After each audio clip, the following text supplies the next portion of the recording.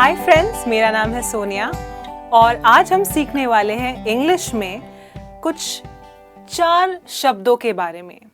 ये 4 शब्द आपने काफ़ी बार सुने होंगे जब लोग इंग्लिश में बात करते हैं और शायद कभी-कभी आपको इन्हें कैसे यूज़ करना है वो शायद ध्यान में नहीं आया होगा। अगर आपको सीखना है इन 4 इम्पॉर्टेंट शब्दों के बारे में इंग्लिश में, तो आपको ये लेसन मेरे साथ ध्यान से देखना पड़ेगा। ये 4 वर्ड्स हैं and, but, और and because, alright?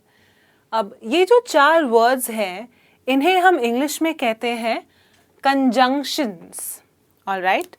conjunctions को हम हिंदी में कहते हैं संयोजक। ओके, अब बेसिकली conjunctions क्या है? कंजंक्शंस वो वर्ड्स है, जैसे कि ये 4 वर्ड्स हैं यहाँ पे, जो 2 शब्दों को या 2 सेंटेंसेस, 2 वाक्यों को साथ में मिलाते हैं जिनके मीनिंग या अलग है या सेम है। ऑलराइट, ये 4 वर्ड्स कॉमन कंजंक्शंस हैं। तो ये क्यों यूज़ किए जाते हैं? सबसे पहले ये वर्ड्स हम इसलिए यूज़ करते हैं ताकि हमारे अंग्रेज़ी में जो सेंटेंसेस हम बनाते हैं वो लंबे लंबे ना हो और शॉर्ट और सिंपल हो और इनकी मीनिंग सबको बराबर से समझ में आए। ठीक है, तो देखते हैं सबसे पहले जो कंजंक्शन है and.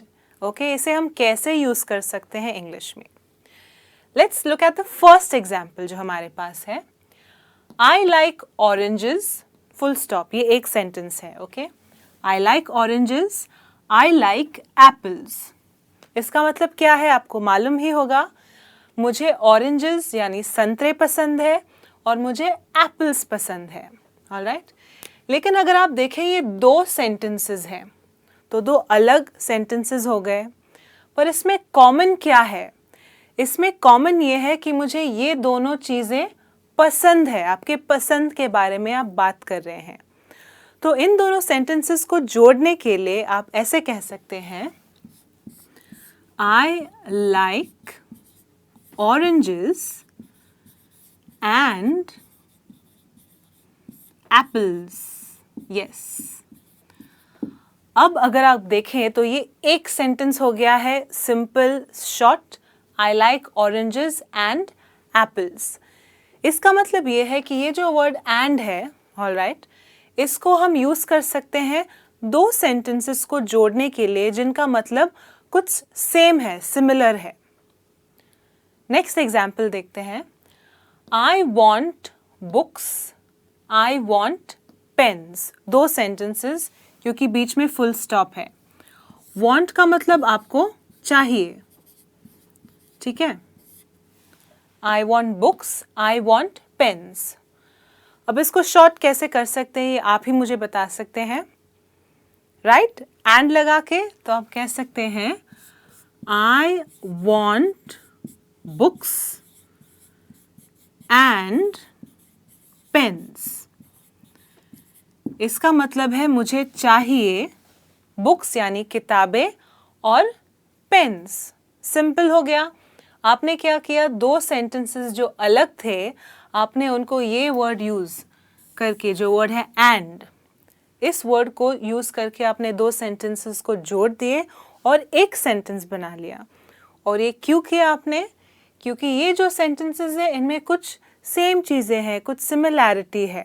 Alright, next example.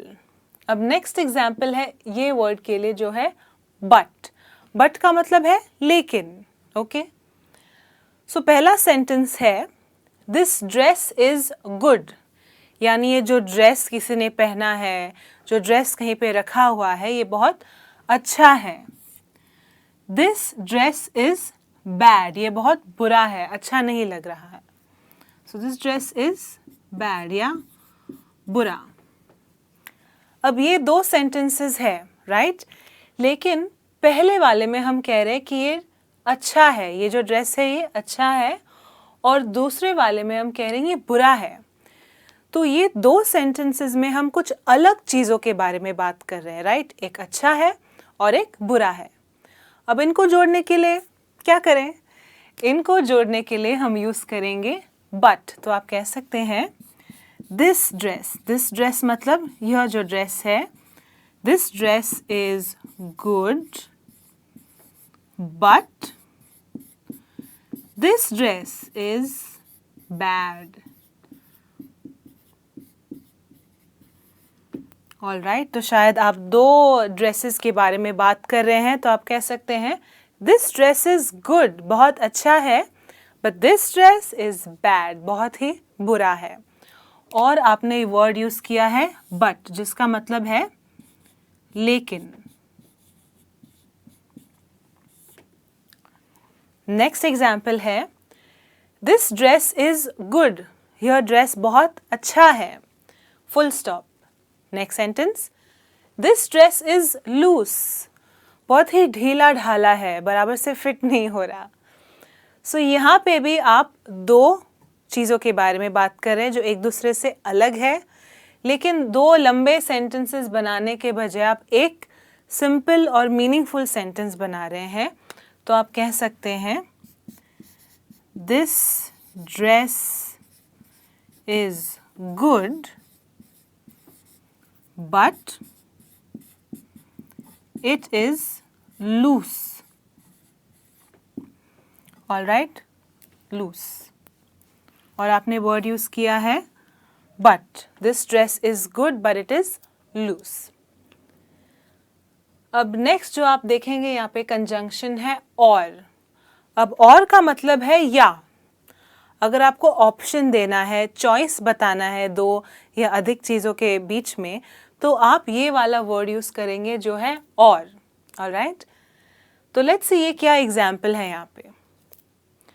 Do you want rice, question mark, मतलब ये एक सवाल है, ये क्वेश्चन मार्क है, ये एक प्रश्न चिन्ह है, ये एक सवाल है। डू यू वांट राइस, क्या आपको राइस चाहिए? वांट का मतलब है चाहिए, क्या आपको राइस चाहिए? डू यू वांट रोटी और ब्रेड? ओके, अब ये तो बहुत ही दो प्रश्न हो गए, दो बड़े क्वेश्चंस हैं यहाँ पे। तो आप बेसिकली किसी को पूछना चाहते हैं कि आपको राइस चाहिए या आपको रोटी या ब्रेड चाहिए। तो आप इसको सिंपल कैसे बनाएंगे? और यूज़ करके। तो आप कह सकते हैं डू यू वांट राइस और रोटी या ब्रेड? हो गया ना ये एक शॉर्ट सा सिंपल सा question. So do you want rice और रोटी और ब्रेड? सिंपल। नेक्स्ट एग्जाम्पल है डू यू ट्रैवल बाय बस? Question mark. Do you travel by train? तो समझिए कि शायद आप किसी से बात कर रहे हैं और पूछ रहे हैं कि वो ऑफिस कैसे जाते हैं या नॉर्मली कैसे वो ट्रैवल करते हैं। तो आप दो बड़े सवाल यूज करने के बजाय बोल सकते हैं डू यू ट्रैवल बाय बस और ट्रेन? ट्रैवल, एक जगह से दूसरे जगह जाना, इसे हम कहते हैं ट्रैवल करना। सो आप कहेंगे डू यू ट्रैवल बाय बस और ट्रेन?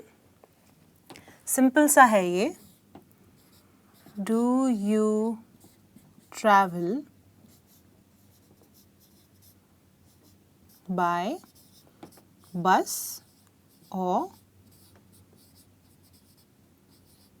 ट्रेन? तो और का मतलब है या, क्या आप बस से ट्रैवल करते हैं या ट्रेन से?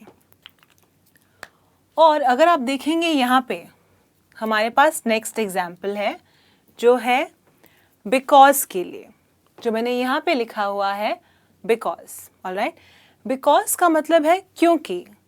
अगर आपको किसी भी चीज़ की वजह बतानी है तो आप ये वर्ड यूज़ कर सकते हैं बिकॉज। ऑलराइट, मैं यहाँ लिख देती हूँ बिकॉज का मतलब है क्योंकि।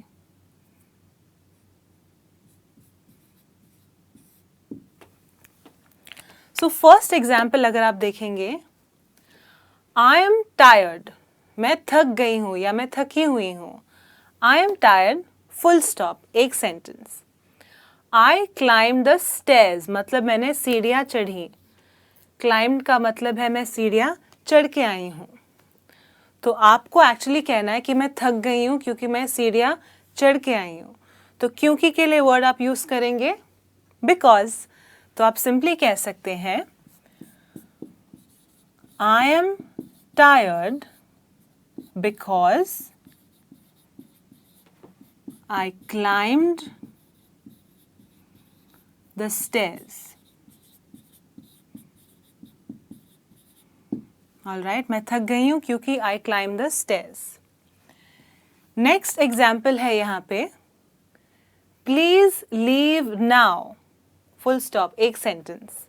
It is late. ऑलराइट, अब आप किसी को कहना चाहते हैं कि प्लीज आप अभी निकल जाइए, अभी आप घर जा सकते हैं क्योंकि अब देर हो गई है, आप यहाँ से निकल सकते हैं। So please leave now, it is late.